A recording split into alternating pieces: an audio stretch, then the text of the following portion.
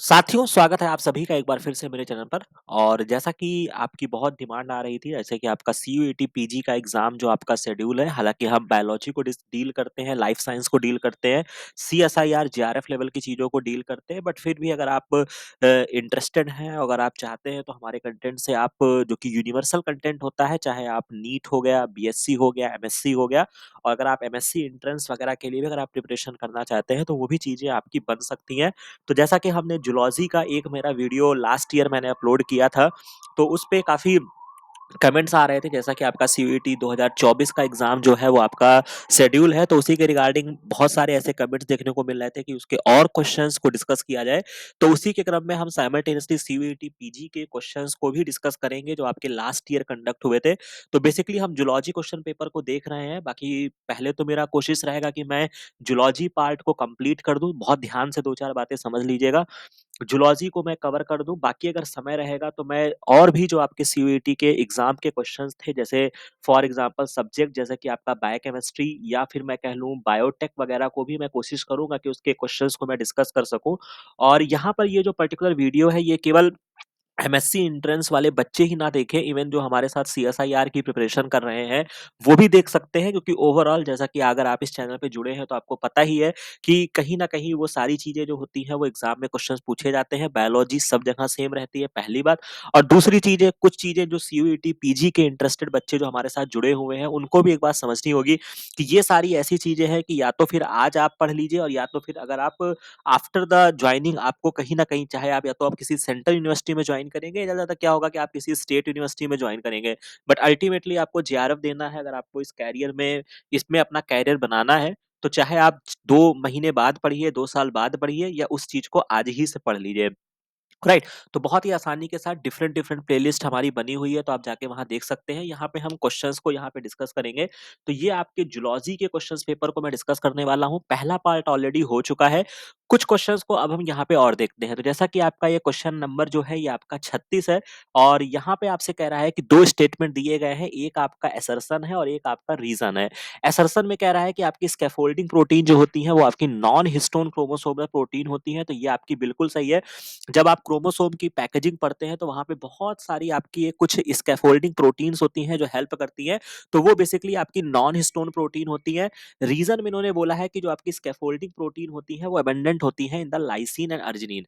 अब यहीं पर इन्होंने गलत कर दिया है, तो ये स्टेटमेंट आपका फाल्स हो जाएगा। और लाइसिन और अर्जिनिन की जब भी बात आपके सामने आती है, तो आपको हिस्टोन याद आना चाहिए। ठीक है, आगे से मैं बता देता हूँ, हो सकता है नेक्स्ट क्वेश्चन में आपसे पूछ लिया जाए।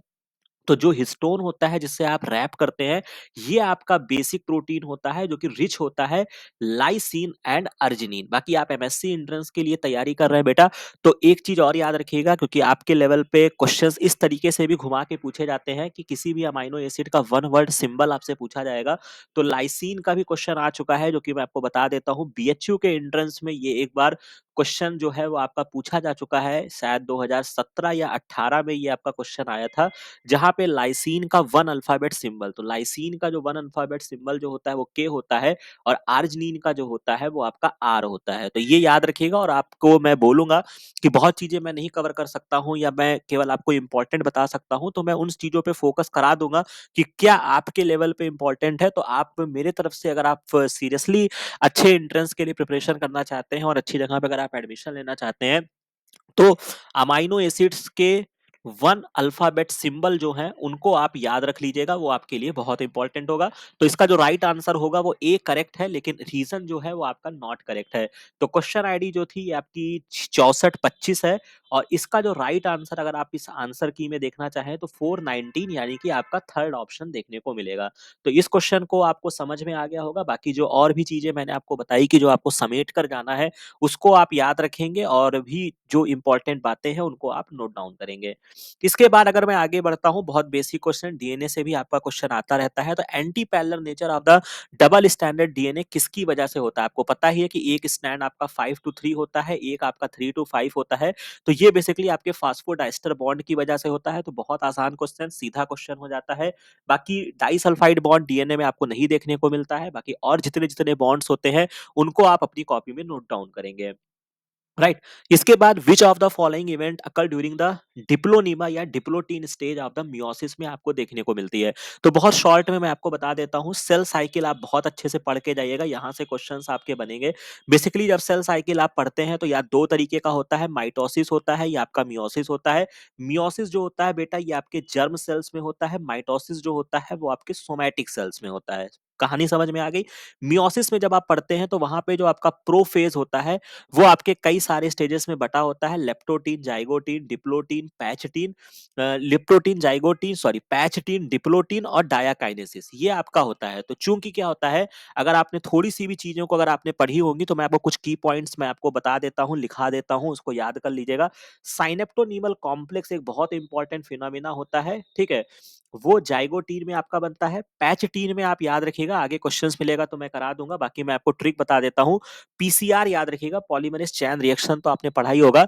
तो पी से आपका पैचटीन हो जाएगा, यानी कि किस सेल साइकिल के किस स्टेज में आपका क्रॉसिंग ओवर होता है। तो पी से पैचटीन याद रखना, सी से क्रॉसिंग ओवर याद रखना, और जब आपका क्रॉसिंग ओवर होता है तो यहीं पर आपका रिकॉम्बिनेज एंजाइम की आवश्यकता होती है। तो पीसीआर बहुत इंपॉर्टेंट मैं आपको बता देता हूं, तो इसको याद रखिएगा। पैचटीन में आपका क्रॉसिंग ओवर होता है, और क्रॉसिंग ओवर जब होता है तो आपका एक स्ट्रक्चर बनता है जिसको हम चियास्मा बोलते हैं। चियास्मा बेसिकली आपका क्या होता है ये भी मैं आपको बहुत शॉर्ट में समझा देता हूँ। चियास्मा आपका वो कह सकते हो कि ये आपका एक ऐसा स्ट्रक्चर होता है जो इस बात की पुष्टि करता है, इस बात का प्रमाण देता है कि आपकी क्रॉसिंग ओवर जो है वो हो चुकी है, क्रॉसिंग ओवर जो है वो कंप्लीट हो गई है, इसको लिख लो ऐसे सरल भाषा में। कैच जो कैस्मा होता है वो इस बात का प्रमाण देता है। तो डिप्लोटीन स्टेज में क्या होता है बेटा, डिप्लोटीन स्टेज में आपका जो चियास्मा की अगर मैं रिगार्डिंग की बात करता हूं, तो separation of the paired chromosome का हो जाता है, लेकिन चियास्मा में नहीं, एक्सेप्ट एट द चियास्मा, चियास्मेटा पर सेपरेशन नहीं होता है, ठीक है। तो ये जो स्टेज होती है ये आपका डिप्लोटीन होता है, बाकी इसका जो सेपरेशन होता है वो लास्ट में जाके आपके डायाकाइनेसिस स्टेज में होता है। बाकी यहाँ पे जो ऑप्शन दिया गया था reduction in the number of chiasmata, तो ऐसा कुछ नहीं होता है। Crossing over and recombination between the homologous chromatid, तो अगली बार याद रखिएगा पैचटीन में ये स्टेज होती है।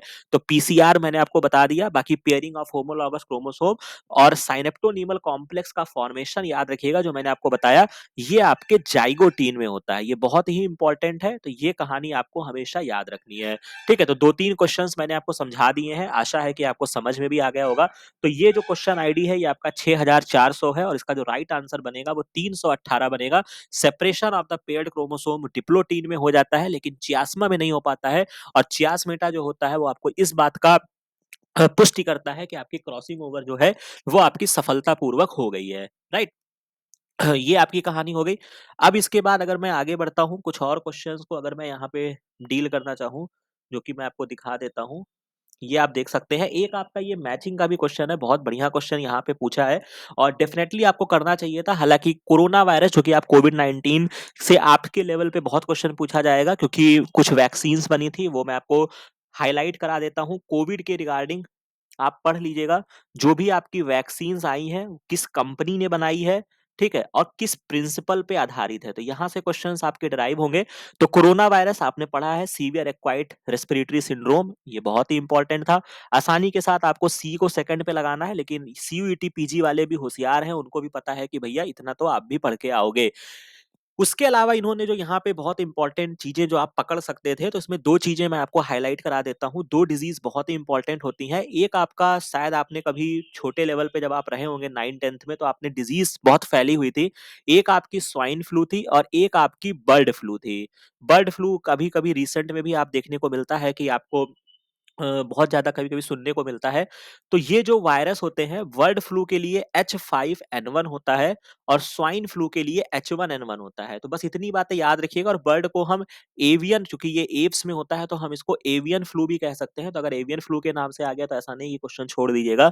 तो बर्ड फ्लू या एवियन फ्लू याद रखिएगा H5N1, और स्वाइन फ्लू जो होता है वो H1N1 होता है। तो H1N1 जो होता है ये आपका स्वाइन फ्लू से मिला दीजिए। ए का फोर्थ एक ही ऑप्शन में रखा है।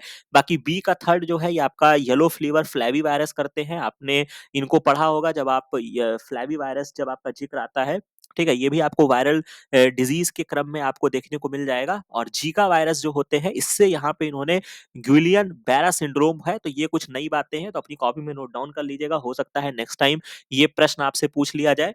तो बहुत आसान तरीके से आप मैचिंग को ट्रेस कर सकते हैं और जैसा कि हमारे जो बच्चे हमसे जुड़े हुए हैं, उनको तो मैंने बता के रखा, अगर आप इस चैनल पे पहली बार आए हैं, तो ये भी मैं आपको बता देता हूँ कि मैचिंग के क्वेश्चन को ज़रूर पकड़ने की कोशिश कीजिएगा, क्योंकि मैचिंग में ज़रूरी नहीं है कि आपको सारी चीज़ें आती हों, लेकिन अगर कोई भी एक इन्फॉर्मेशन अगर आपको पता होगा, जैसे फॉर एग्ज़ाम्पल आपको फ्लैवी नहीं पता, कोरोना नहीं पता, जीका नहीं पता, राइट, लेकिन आपको H1N1 और H5N1 अगर आपको पता है, तो भी आपका ये क्वेश्चन जो है वो आप सॉल्व करने में सक्षम हो सकते हैं। तो ये मैं हाइलाइट कर देता हूँ, स्वाइन फ्लू और बर्ड फ्लू आप अपनी कॉपी में नोट डाउन कर लीजिएगा। इसके बाद ये बढ़िया क्वेश्चन है, चूँकि आप ज़ूलॉजी बैकग्राउंड के हैं, तो हार्मोन से भी क्वेश्चंस बहुत पूछा जाता है और हार्मोन्स में आप जब पढ़ाई करिएगा तो आप पीनियल ग्लैंड को ज़रूर पढ़ लीजिएगा। हालाँकि मेरे चैनल पर भी अवेलेबल है, जब आप आईसीएमआर की प्लेलिस्ट देखोगे, वहाँ पे तैयारी करते समय हमने बहुत सारे हार्मोन्स को कवर किया था। वहाँ पे आपको पीनियल ग्लैंड मिल जाएगा, जहाँ से आपका मेलाटोनिन हार्मोन निकलता है, बहुत ही इंपॉर्टेंट है, जो कि आपका स्लीप वेक साइकिल को रेगुलेट करता है। तो ये क्वेश्चन भी आपसे एग्जाम में पूछा जाएगा, तो याद रखना है। तो यहाँ पे कह रहा है कि 2 स्टेटमेंट आपको दिए गए हैं, circadian rhythm can not be entrained and hormone melatonin जो होता है वो रेगुलेट करता है सर्केडियन रिदम को। तो सेकंड ऑप्शन जो है बेटा, वो आपका ट्रू है, क्योंकि आपको मैंने बता दिया कि आपका पीनियल ग्लैंड से आपका मेलाटोनिन निकलता है, जो कि आपके स्लीप वेक साइकिल या सर्केडियन रिदम को मेंटेन करता है। बाकी फर्स्ट स्टेटमेंट में ये कह रहे हैं कि एक सर्केडियन रिदम को आप इनट्रेंड नहीं कर सकते हैं, तो ऐसा नहीं है। जब आप इसको बस थोड़ा-सा इसको समझने के लिए मैं आपको एक एग्जांपल दे सकता हूँ कि जब आप कभी लेबोरेटरी एनिमल्स पे काम करते हैं, तो वहाँ पे क्या होता है कि बहुत सारी चीज़ें, सपोज़ दैट हम ऐसा ट्रेंड करते हैं 12 आवर की डार्क नाइट जो साइकिल होती है, किसी भी एनिमल्स को चाहिए होता है वो अपने ग्रो करने के लिए, चाहे आप प्लांट का देख लीजिए, ठीक है? चाहे आप long day plant, short day plant, चाहे आप उस रेफरेंस में समझने की कोशिश कर सकते हैं, या आप ह्यूमन के रिगार्डिंग भी जब हम एक्सपेरिमेंट्स करते हैं, एनिमल्स को इन वाइवो स्टडी करते हैं, तो कभी-कभी क्या होता है, अगर मैं बहुत सिंपल सा एग्ज़ाम्पल अगर मैं लेना चाहूँ, तो वर्म का आप ले सकते हैं। तो जैसे कि आपके फाइलेरिया वर्म हो गए, पैरासिटिक वर्म हो गए, स्पेसिफिक टाइम पर वो आपके ब्लड सर्कुलेशन में आते हैं। तो ऐसा नहीं है कि आपको रात को 12 बजे अगर वो आ रहे हैं, तो आपको रात को 12 बजे जाके उन्हें आइसोलेट करना होगा। तो कभी-कभी क्या होता है कि आपके सर्कुलेटरी मतलब सर्केडियन रिदम उनमें हम ऐसा मेंटेन कर देते हैं, क्योंकि हमारे हाथ में है। भाई दिन में दिखाओगे उनको तो लाइट और डार्क से मतलब है, तो वहाँ पे हम अपने हिसाब से स्विच ऑन ऑफ करके उनको उसी हिसाब से ट्रेंड कर देते हैं। तो मुझे लगता है कि इतनी बातें आपको समझ में आई होंगी। तो यहाँ पे ऐसा नहीं है, सर्केडियन रिदम को हम इनट्रेंड किया जा सकता है, तो ये आपका फ़ाल्स स्टेटमेंट हो जाएगा। तो स्टेटमेंट 1 जो है वो आपका फ़ाल्स है और सेकंड जो है वो आपका ट्रू है। तो यहाँ पे आपको इसका एक्सप्लेनेशन समझ में आ गया होगा। तो क्वेश्चन आईडी जो है ये आपकी 437 है और इसका जो राइट आंसर बनेगा वो 468 बनेगा, यानी कि ऑप्शन आईडी 4 जो होगा वो मेरा सही होगा। इसके बाद ribozyme that catalyse the peptide bond formation during the prokaryotic protein की सिंथेसिस, ये मोस्ट इंपॉर्टेंट है। अगर आप मेरे चैनल को फॉलो करते हैं, तो मॉलिक्यूलर बायोलॉजी की एक मैंने प्लेलिस्ट बनाई है और वो जो वहाँ पे मैंने इस चीज़ को हाईलाइट किया हुआ है, और उतनी प्लेलिस्ट आपके नीट से लेके, मैं बहुत सरल भाषा में कह रहा हूँ, जेआरएफ तक के एग्जाम के लिए बहुत ही समझ सकते हैं कि सफिशिएंट है और बहुत ही बेहतरीन है, और नीट और एमएससी एंट्रेंस में तो उससे बियॉन्ड क्या ही पूछेंगे। तो पेप्टाइड बॉन्ड के फॉर्मेशन के लिए जो आपका राइबोजाइम आपने पढ़ा होगा, बेसिकली ये भी मैं आपको बता देता हूँ। राइबोजाइम जो होते हैं ये आपके आरएनए कंटेनिंग एंजाइम होते हैं। एग्जाम में आपसे क्वेश्चन पूछा जाता है, आरएनए कंटेनिंग एंजाइम्स होते हैं, जो कि आपने पढ़ा भी होगा कि जब आप कभी एंजाइम्स के बारे में अब आप पढ़ते हैं, तो ये भी मैं आपको बता देता हूँ कि एंजाइम्स जो होते हैं वो आपके प्रोटीन के बने होते हैं, लेकिन इसका जो एक्सेप्शन हमें देखने को मिला, वहां पे आपको राइबोजाइम देखने को मिला, जहां पे आरएनए जो है वो एंजाइम के तरीके से कार्य करता है। तो चूंकि इन्होंने प्रोकैरियोट्स की बात की है, प्रोकैरियोटिक प्रोटीन सिस्टम में जब आप आते हैं, तो ये आपका 23S राइबोसोमल आरएनए जो होता है, ये आपका कैटालिटिक के तरीके से काम करता है, यानी कि आपके पेप्टाइड बॉन्ड का फॉर्मेशन करता है, और वहां पे मैंने इस चीज को डिस्कस किया है। बाकी अगर आप डिटेल में जाएंगे, तो 28S राइबोसोमल आरएनए जो होता है, ये आपके यूकैरियोट्स में देखने को मिलता है। तो यहां तक बात आपको समझ में आ गई होगी। तो इस क्वेश्चन का जो राइट आंसर बनेगा वो आपका 23S आरएनए बनेगा। इसके बाद नेक्स्ट क्वेश्चन, जो कि आपके असर्शन रीजन में ही पूछा गया है, कह रहा है कि 2 स्टेटमेंट दिए गए हैं कि treatment of the immunoglobin IgG को आपने बीटा मर्केप्टो इथेनॉल से आपने किया है, give rise to heavy chain and to light chain में ये तोड़ देता है जब आप इसको एसडीएच पेज पे रन करते हैं। बीटा मर्केप्टो इथेनॉल, जो कि आपको मैंने बताया है, ये आपका रिड्यूसिंग एजेंट होता है। रिड्यूसिंग एजेंट जो होगा वो आपके बीटा मर्केप्टो इथेनॉल जो होता है, ये आपके डाइसल्फाइड बॉन्ड को क्या करता है, तोड़ता है। ठीक है, डाइसल्फाइड बॉन्ड को तोड़ेगा, तो यानी कि बीटा मर्केप्टो इथेनॉल, जब आप इम्यूनोग्लोबिन जब आप पढ़ते हैं, वाई शेप्ड स्ट्रक्चर होता है, बीच में डाइसल्फाइड लिंकेज होता है। ठीक है, एसएस बॉन्ड जिसको आप प्यार से बोल सकते हैं, तो ये आपका ब्रेक हो जाएगा, जो कि आपका अलग हो जाएगा। आपको हैवी चेन अलग दिखेगी, लाइट चेन आपको अलग दिखेगी। तो असर्शन जो है वो आपका ट्रू है। रीजन में कह रहे हैं कि बीटा मर्केप्टोथर्मल ब्रेक करता है peptide bond at the site of disulphide linkage. तो यहीं पर इन्होंने गलत कर दिया है भैया। बीटा मर्केप्टो इथेनॉल जो होता है ये आपके डाइसल्फाइड लिंकेज को क्या करता है, आपके ब्रेक करता है, ना कि आपके पेप्टाइड बॉन्ड को। तो यानी कि इसका स्टेटमेंट जो रीजन है ये आपका फॉल्स हो जाएगा। तो यानी कि जो इसका राइट आंसर आपका निकल कर आएगा ए इज ए करेक्ट है, बट रीजन जो है वो आपका नॉट करेक्ट है। तो क्वेश्चन आईडी आपकी 426 है, उसका जो राइट आंसर बनेगा वो 423 बनेगा, यानी कि ऑप्शन आईडी थर्ड जो मैंने आपको एक्सप्लेन कर दिया। राइट। इससे ज्यादा भी आपको बहुत ज्यादा जानने की आवश्यकता नहीं है। बाकी कुछ आपके कार्बोहाइड्रेट जब आप पढ़ेंगे तो वहां पे आपको बहुत सारे होमोपॉलीमर और हेट्रोपॉलीमर आपको देखने को मिलेंगे। तो उनकी लिस्ट में वो किस किस मोनोमर के बने होते हैं वो भी आप अपनी कॉपी में नोट डाउन कर लीजिएगा आराम से। आपको किसी भी नॉर्मल बुक्स में आपको आसानी के साथ मिल जाएगा, जिसमें आपका बहुत ही इंपॉर्टेंट है हाइलुरोनिक एसिड। हाइलुरोनिक एसिड ये आपका किससे बना होता है, ये बात यहाँ पे आपसे पूछी गई है। तो ये बेसिकली आपका मेमोरी बेस्ड क्वेश्चन है। डी ग्लूकोनिक एसिड और एन एस्टिल डी ग्लूकोसामाइन का ये आपका बना होता है, तो इसको याद रखिएगा। ठीक है।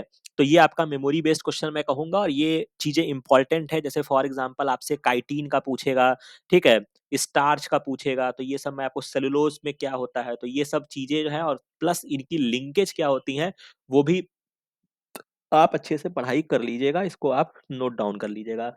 तो यहाँ तक आपको बातें समझ में आ गई होंगी। इसके बाद हम नेक्स्ट पार्ट में कुछ और क्वेश्चंस को डिस्कस करेंगे। तो इस तरीके से हमारा सीयूईटी पीजी के लिए भी आपके क्वेश्चंस को हम तैयार कराते रहेंगे। आशा है कि आपको ये पर्टिकुलर वीडियो, ये इन्फॉर्मेशन, ये सारी चीजें आपको अच्छी लगी होंगी। बाकी इस चैनल को लाइक, शेयर और सब्सक्राइब जरूर कर लीजिएगा। बाकी मिलते हैं नेक्स्ट वीडियो में नेक्स्ट इन्फॉर्मेशन के साथ। Thank you very much.